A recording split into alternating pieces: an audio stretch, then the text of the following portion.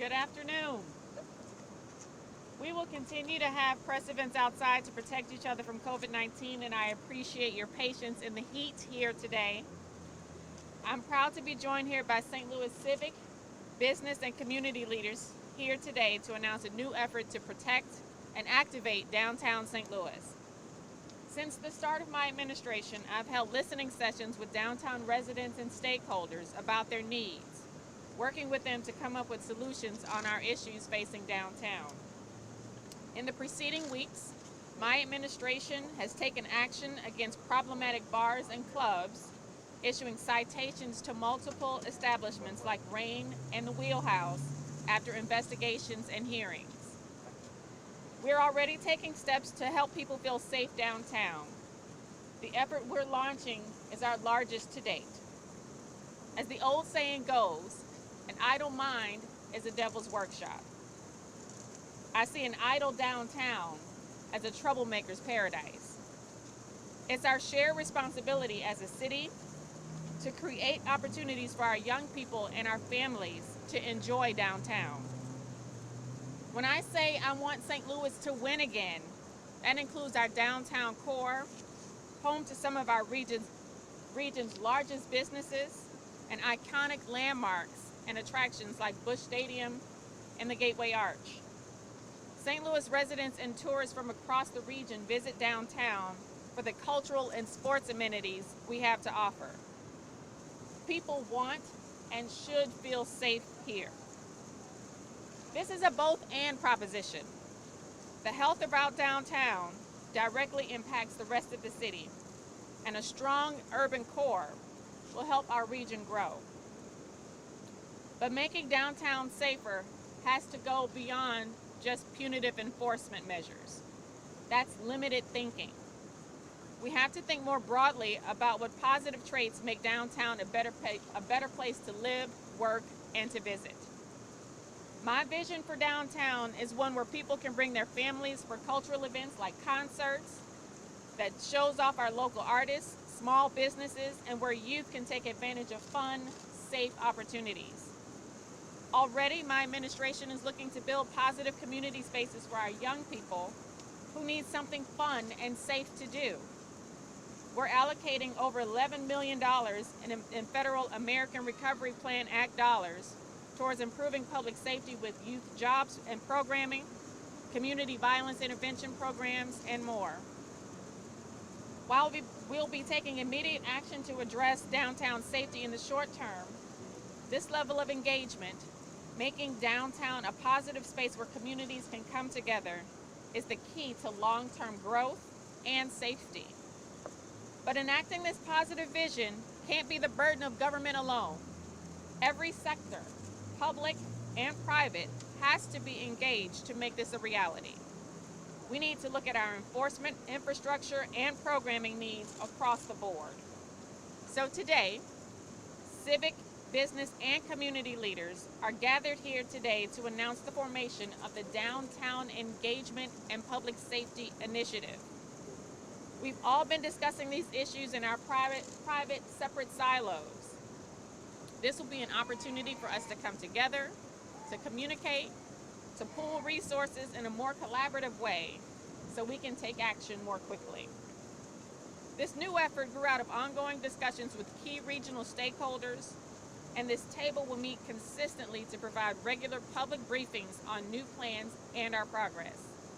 This initiative will keep stakeholders, elected officials, and the public in the loop on downtown issues. Yesterday, during my testimony at the Missouri Senate panel on St. Louis issues, I said that guns and public safety are substantial issues facing our region. There's no denying that truth. But if we want to solve these issues, we need to recognize all of the factors: poverty, lack of opportunity, housing instability, and decades of disinvestment in Black and brown communities that converge to create the conditions for crime.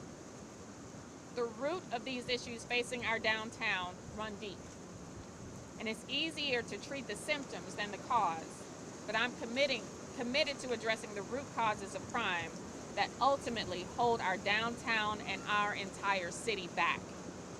It'll take a multi-pronged approach and engagement of all of our resources to activate and lift downtown St. Louis. Now, I'd like to bring up Dr. Dan Isom to discuss some of the enforcement strategies we're deploying and offer some insights into the trends we're seeing. Dr. Isom. Thank you, Mayor Jones. Good afternoon to everyone. We are taking a data-driven approach to address downtown crime and allocating resources based on trends that we see. We see that most of the disturbances downtown are occurring on weekends, from Friday evening to late Saturday and Sunday night. As such, we are increasing our visibility and presence downtown, deploying around 30 officers to the downtown area on weekends. This deployment has already started. We had officers in place during the Ride of the Century event this last weekend. We are also looking to be more and do more enforcement of parking rules, park curfew, license plate tag issues, just to name a few. We are also looking at collaborating regionally with other enforcement measures, and we will keep you up to date as those developments come into being. We are also making progress on multiple fronts. Our homicides are down to a 5-year low, and we are down 35% over last year alone. But we continue to evaluate all of our strategies and adjusting accordingly citywide. And this is one of those instances.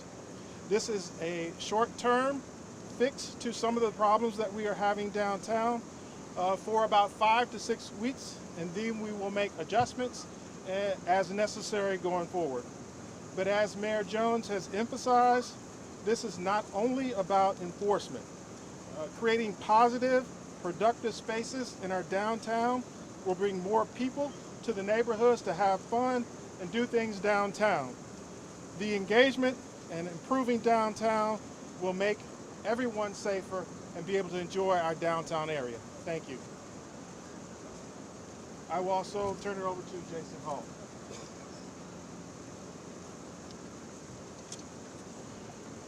All right. Thank you, Mayor Jones and Dr. Isom, and good morning to everyone. My name is Jason Hall, and I'm the CEO of Greater St. Louis, Inc. It is a privilege to stand with leaders from the public and private sector, unified in our cause to make downtown St. Louis safer, looking holistically and comprehensively at the work to be done and the solutions that are needed. Greater St. Louis, Inc. is the organization of the civic-minded regional business community focused on driving growth with one voice, one agenda, and as one metropolitan region anchored by its vibrant urban core. We represent businesses that employ more than 220,000 people in the region and generate over $1 trillion in global annual revenue. That includes businesses large and small located in downtown St. Louis. On behalf of the regional business community, Greater St. Louis, Inc. is rolling up its sleeves, working to combine our efforts with Mayor Jones, law enforcement, downtown stakeholders, social service agencies, and others in a breakthrough and bold collaborative way to improve public safety in downtown. And that includes working with partners in our own community, like the Regional Business Council and broader work that they're doing in early intervention. But let's be clear, downtown St. Louis is critical to the long-term economic performance and global competitiveness of our entire bi-state metropolitan region and our fellow 2.8 million residents. As goes downtown St. Louis, so goes this region. It must be vibrant, it must be safe, it must be inclusive in order for our metro to reach its full growth potential. Yesterday, I testified with Mayor Jones and County Executive Steve Ehlmann before a Missouri Senate panel on the challenges and opportunities facing Metro St. Louis. As you can imagine, there are a lot of ideas, a lot of opinions on a wide range of topics, but what struck me was that there appeared to be widespread agreement on one truth.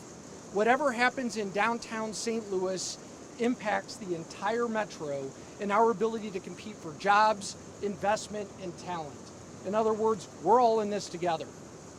Looking at one of our peer markets, a former mayor of Indianapolis, Bill Hudnut, who was deeply engaged in revitalizing downtown Indy and set that metro on the high growth trajectory that it is today, over 12% growth for their metro in the last decade. He famously said, and repeated often, you can't be a suburb of nowhere. The recently released community-shaped STL 2030 Jobs Plan, the first deep independent assessment and metro-wide action plan for inclusive growth in over a decade, underscores this imperative. The success of downtown St. Louis and our broader urban core will strengthen our entire 15-county bi-state metro's ability to grow and compete for jobs and people. And for good reason. Downtown St. Louis is a regional employment, sports, recreational, cultural, and residential neighborhood. It has been said that downtown is the common turf and collective turf of the entire region, the place that defines a region's global image to the world and on which our psyche, self-confidence, and future prospects of the entire region depend. The business community is already working every day to strengthen downtown through the continued implementation of the recently adopted Design Downtown STL agenda, the first such framework for moving downtown forward in over 20 years. This plan calls for investments in activities, infrastructure, events, green spaces, art, and other strategies to make downtown St. Louis more vibrant and improve our metro's competitiveness. And we're already taking some bold steps forward in this direction. Under the leadership of Bill DeWitt, Andy Taylor, Suzanne Sitherwood, Ryan Krachevsky, and other civic leaders, we're soon moving forward on the plan to connect the convention center with Ballpark Village with dedicated bike and pedestrian lanes to add more vibrancy and improve the user experience. We're activating a new event series called Lunchtime Live that will bring music, food trucks, and network opportunities to the old post office plaza. That starts tomorrow, so we encourage you to join us, and it will run through Wednesday, November 3rd. We're also making more investment to bring music and entertainment, such as the lot on the landing on the North Riverfront, that both improves that infrastructure and creates, as the mayor said, something positive to do and enjoy. We're advocating, as I did again yesterday before the Senate panel, for state resources to invest in our startup and innovation community, which is thriving in downtown St. Louis. And that long-term policy thinking matters.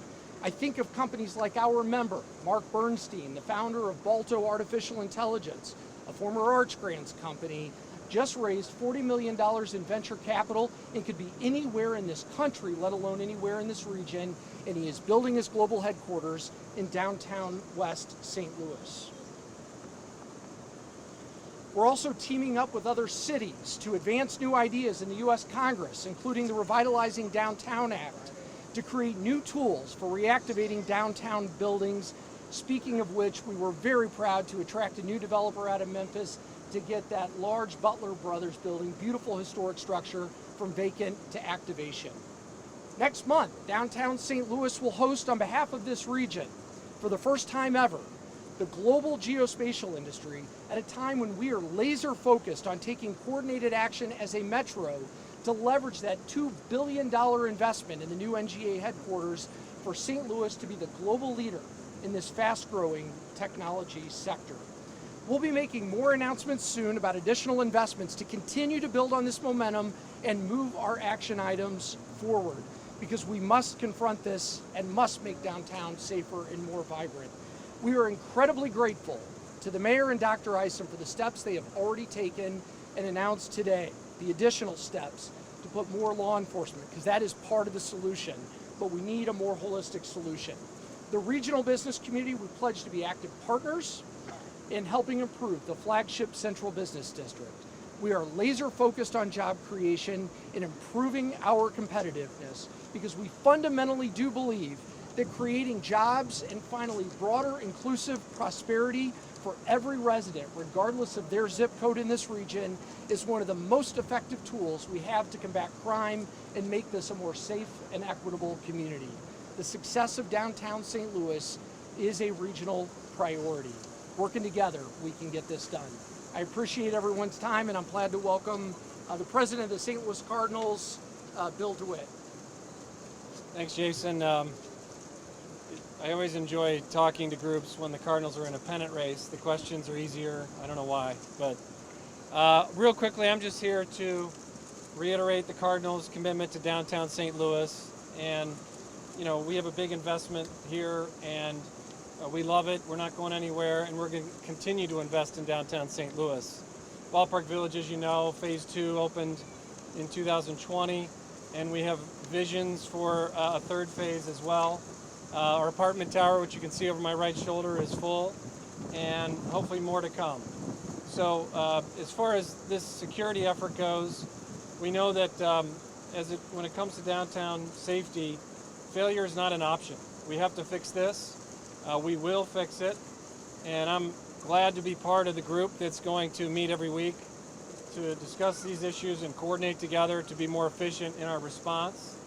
And we also plan on harnessing all of our resources to do what we can to not just make games safer at Cardinals games in Ballpark Village, but throughout the downtown area. Look forward to working with this task force in the coming months. Thank you.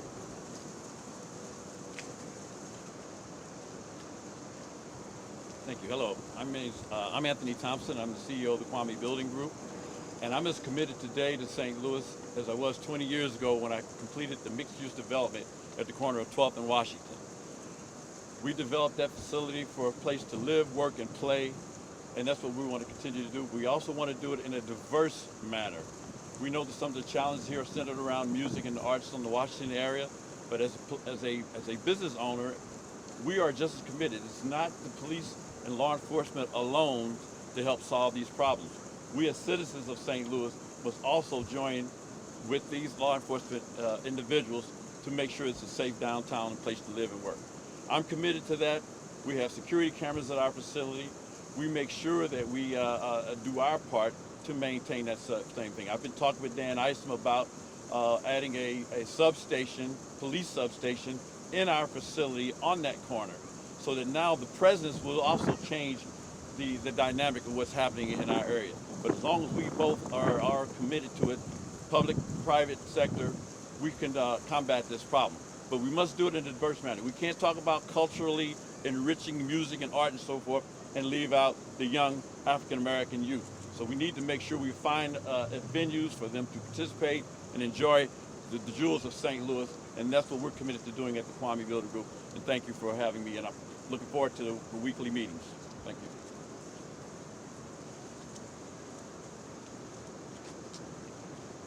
All right, at this time, we'll entertain any questions you may have for the mayor or any other of our guests here. No questions? Yeah, can the public safety director come forward, please? So what type of security do you have for downtown St. Louis? There was an incident last night. Can you talk about that for under the arch, maybe security for the arch ground? Well, our goal is to have fixed locations throughout downtown. They will be in various areas. Certainly, Keener Plaza will be one, City Garden will be another, and then we'll have posts throughout the downtown area. We will also have teams that will be roving downtown to enforce certain violations, whether it's park curfew, traffic ordinance violations. So the goal is to have increased presence using technology, and then the long-term goal, of course, is to look at other ways in which we can make this a safe and vibrant downtown. And I think, as we all talked about, having events that will occupy these spaces where more people are downtown is a recipe for a long-term solution. Sir, you mentioned that there were 30 officers on patrol downtown this weekend for the Ride of Champions, or Ride of Century, excuse me. One person was shot, a 78-year-old man was beaten so badly he ended up in the hospital. That begs the question, is 30 enough? Well, you know, I think that we will start with 30 and we will look at how that works. We are continuously looking at our deployment, specifically how many and actually where people should be. So I think it's a process and we certainly may not get it fixed the first time, but we look to continue to reevaluate as we go forward. And as I said, and I think everyone has mentioned, this is a collaborative approach. We're looking to do things beyond just law enforcement. We certainly don't think 30 officers or 100 officers is the long-term answer. We believe that looking at this comprehensively, we will come up with long-term solutions. Do you think officers will mostly be responding to violent crime? You've seen quality of life enforcement, speeding, that sort of thing. I know that's a lot of complaints downtown. Yeah. Well, certainly we've had a trend of violent incidents downtown. We are trying to be data-driven and strategic about where those are. Many have happened in this area, and so we are deploying officers to both plazas and parks. And then, of course, we've had issues along Washington Street. So we have to follow the trends and where the data tells us we need to be, and we will continue to do that as we move forward. Many businesses have stepped up and taken responsibility, putting cameras out. They have hired personal security. They've hired off-duty police officers. Where does a business responsibility end if something happens out in front of their place of business? Well, first I'd like to say that we have great corporate partners down here. We are in the process of working with all the corporate security directors downtown and throughout the region to just think about better ways that we can collaborate and share resources.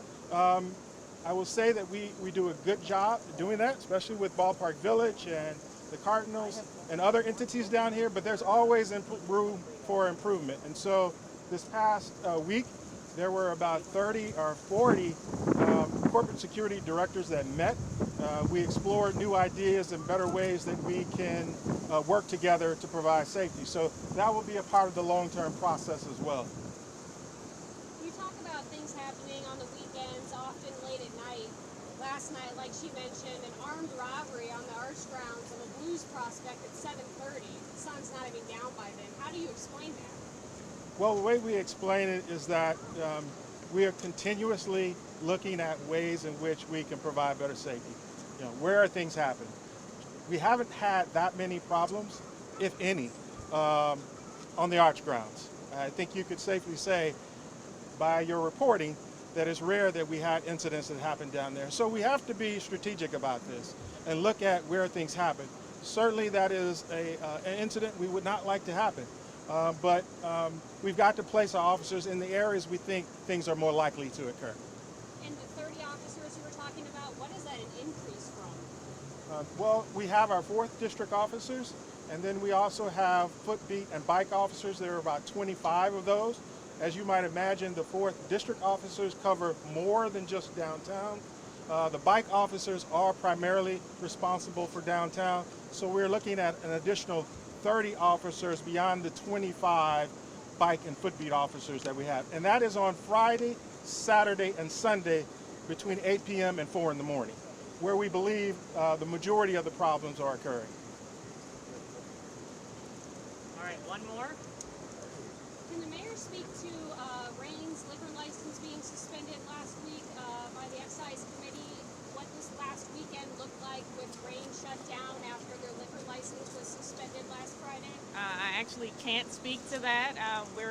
That it was suspended on Friday, and they have another hearing coming up on the 27th.